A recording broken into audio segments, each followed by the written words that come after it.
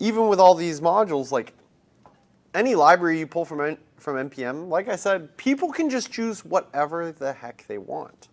They can ship any module format. Doesn't matter. There's no right or wrong way. And like I'm just talking about JavaScript.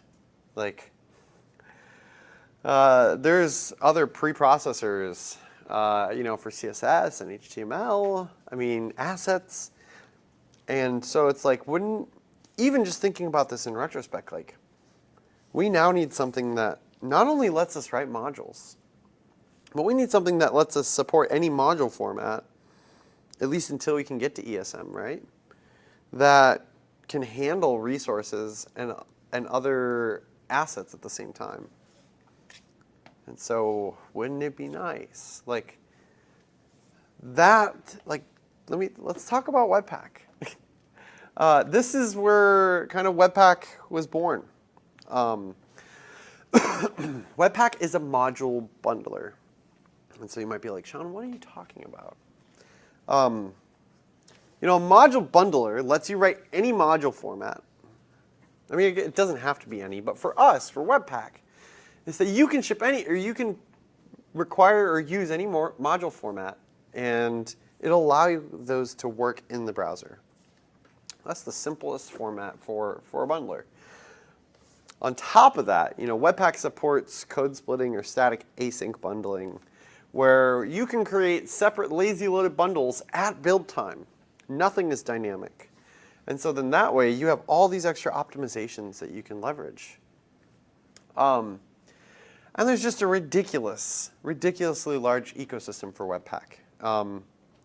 Today, it is the most performant way. If you want to write the most performant application, or you want to set canonical standards, you need to be using Webpack today.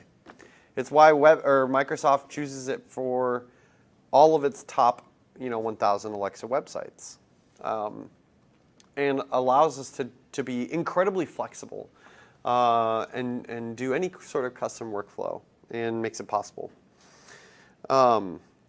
And so I also want to jump into a quick story, which I think is super valuable. So how did Webpack get created? And I'm just going to pull up our GitHub repo for Webpack. So github.com/webpack/webpack. And what some people don't realize, and I didn't even realize this at first, is that, so the story is in 2012, a gentleman in Nuremberg, Germany, named Tobias Koppers, had to do a thesis for his master's. And he's a full-time C# developer, and he had worked with Google Web Toolkit for some time, which had this feature called code splitting, and I'm going to talk about it in day 2. But there is this he'd never written a web application, and he was tasked with, for his thesis, to write a web app. And so he wanted to find a library that he could use. And so he found this modules.webmake. And so modules.webmake is also a bundler that I think, it doesn't predate Browserify, but it came slightly afterwards. Let me go down to the bottom again.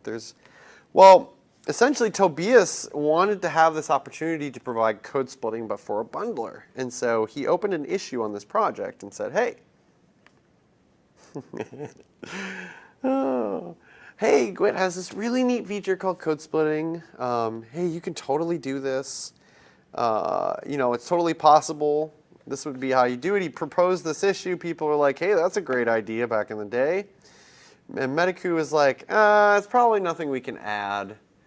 And then Tobias was like, okay, you could totally do this. And they kind of, I wouldn't say argue, but they just discussed back and forth. And so he's like, okay, I just implemented it, but I had to rewrite some stuff from scratch. And then, mind you, this is 2012. 2012. And then you see, okay, I moved this to Webpack/Webpack. So Tobias is the original author of Webpack. Oops. And essentially, it was born as a fork of modules webmake to add code splitting as a commit number 1, commit number 0 feature. And so, Tobias has never worked on a web application in his entire life, which I always think is kind of cool, but it's insane too. He's so smart. But yes, like he has like done like a little pet, but he's never like worked on web apps, which I find so fascinating. But yes, this is how Webpack was born in 2012. And it wasn't until 2015 when Pete Hunt, does anybody know who Pete Hunt is? Or there's a video, if you just search OSCON West 2015, Pete Hunt, you'll find a video where Pete Hunt was working at Instagram at the time and introduces to the world how they choose to bundle their React applications with Webpack. And from there, the ecosystem, like Webpack explodes. Like, it was at a huge conference. It was basically being used by Facebook, even though it's not Facebook core, it's Instagram. And nobody knew, like, who's this random German guy, you know, working on this project? And really, at this time, Tobias was maybe only spending about 5 hours a week on the project. But then, you know, Dan Abramoff is probably, Dan, he's a good guy. Dan came around at a React conf and basically wanted to know, so Dan was researching, you can just search Stack Overflow Dan Abramoff. This is the best. Hot module replacement. So then 2 years later, Dan Abramoff posts, like, how cool is that? You know, you look at where people started from to today. He basically was like, what the heck is this hot module replacement that was in Webpack? It was kind of an out-of-the-box feature. And he's like, I don't know what this is. Nobody knows what this is. The Webpack 1 docs were awful.